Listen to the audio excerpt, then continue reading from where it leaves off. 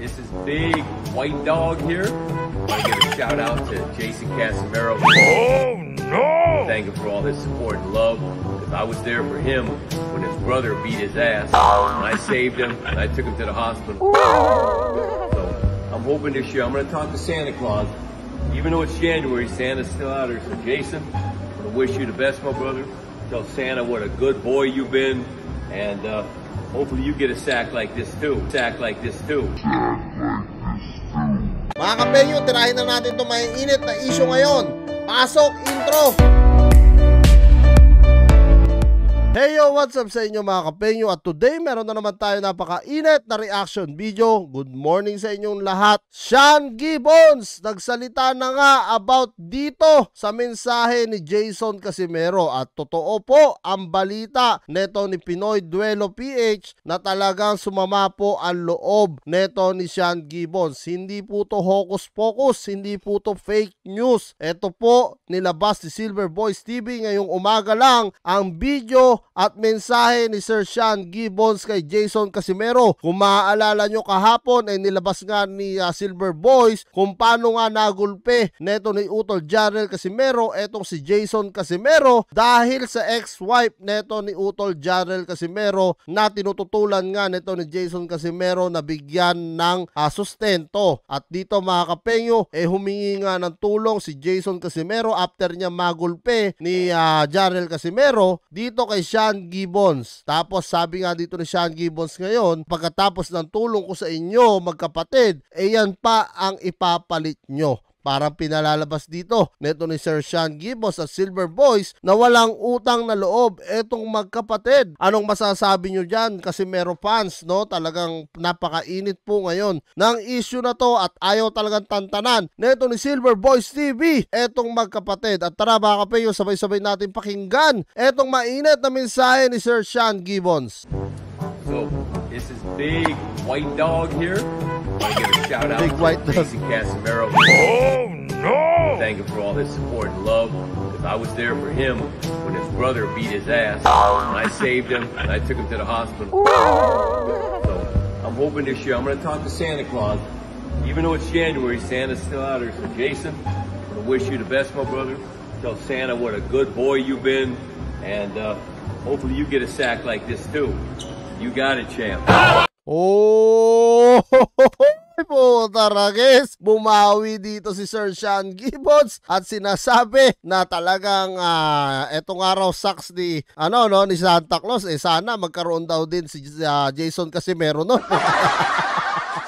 Kumbaga talagang after all nga raw nang naitulong ni Sir Sean Gibbons dito sa mga to, yun pa yung ipapalit na words, no, yung mensahe sa kanya na kung saan talaga napakasakit nga naman at tinawag siya mukhang nakakaamoy ng pera at tinawag siyang puting aso, no, na kung saan dati nga naman nila talagang hinian ng tulong, no.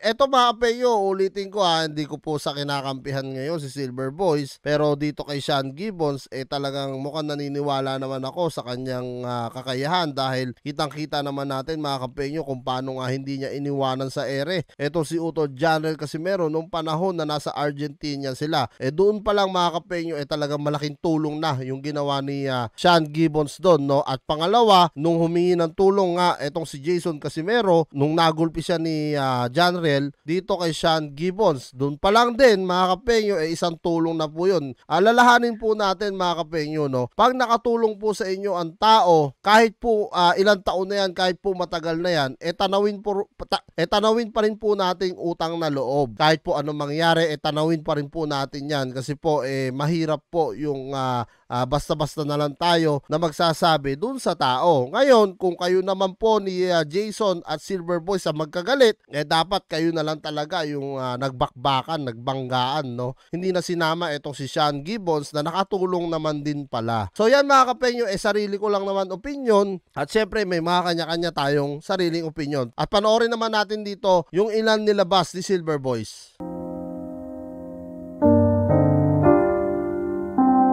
Dinala pa pala sa hospital si Jason niya, no? Ano sabi rito? Coach, umalis ako sa hotel. Hindi ko nagustuhan nangyari sa akin. Kahit sa'yo mangyari ito, ganito din gagawin mo. Ginawa ko kasi binantaan niya pamilya ko. Kaya natakot ako. Kaya niya gawin ito kasi nagawa niya na sa akin ito. Pupunta sa police station para mag-report. So yan mga kapenyo ha, mensahe po yan ni Jason Casimero dito ata kay Silver Boys or Sean Gibbons. Hindi po ako sigurado, comment nyo na lang down below kung saan nag-message itong si Jason Casimero. No, 2020 September.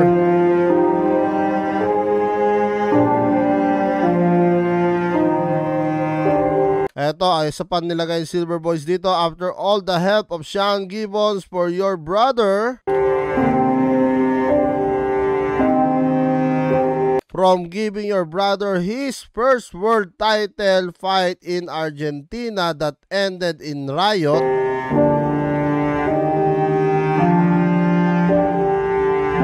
then work for your request rematch against Amnat for the 2nd Division World Title. Matagal na talaga silang magkasama pala talaga, no, na ito ni Sean Gibbons.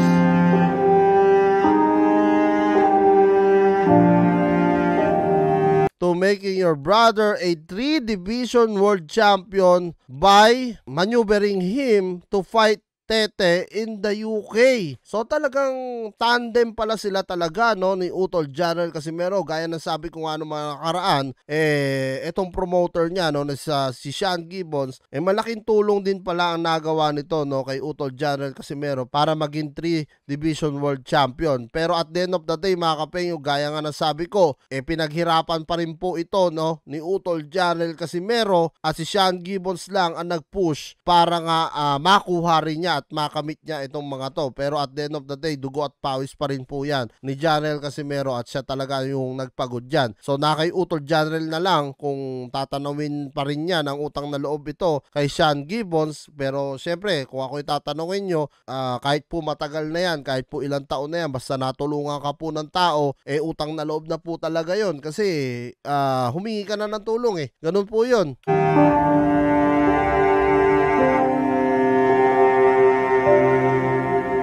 This is what you call him in return? Real talk about boxing talaga to. Sasabihin na naman yan ng puting itlog ng asong ulol dyan na puti. Ng puting itlog ng asong ulol dyan na puti. Sasabihin na naman yan na hindi pagkakaroon ng laban, na malaking laban kung hindi dahil sa kanila. Kasi nakaamoy ng pira yung puti. Yung puti nakaamoy ng pira ba? Kasi nakaamoy ng pera yung puti. Yung puti nakaamoy ng pera ba? Yan, real talk.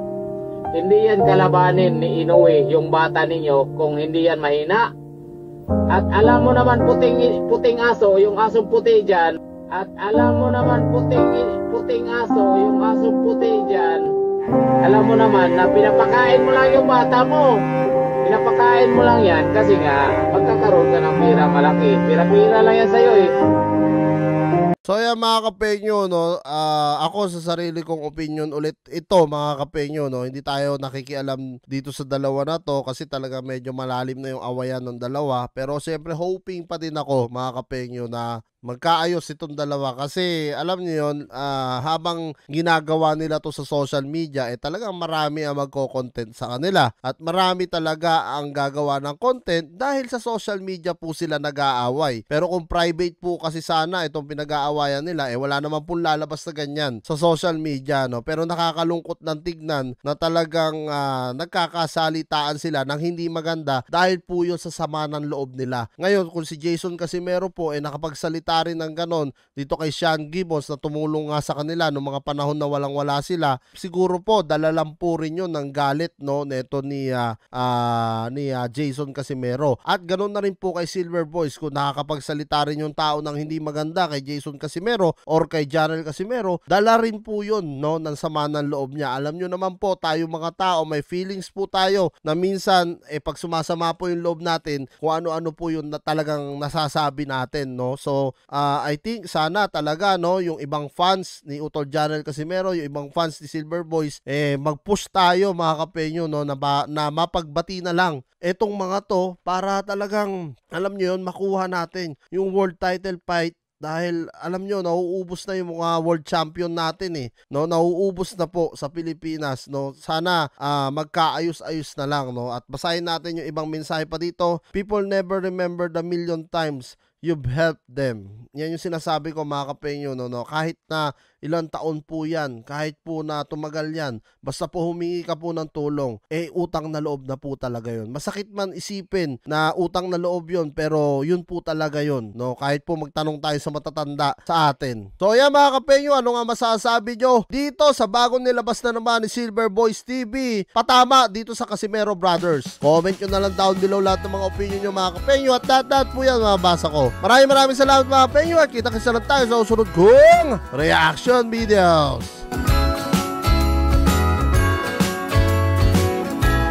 Jingle bells ringing in my ear.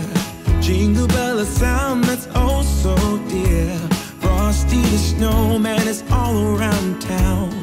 Watch out for reindeers are falling down. We stay up waiting for Santa tonight. He climbs down the chimney at the speed of light, while we're dancing around the Christmas tree, hugging and kissing just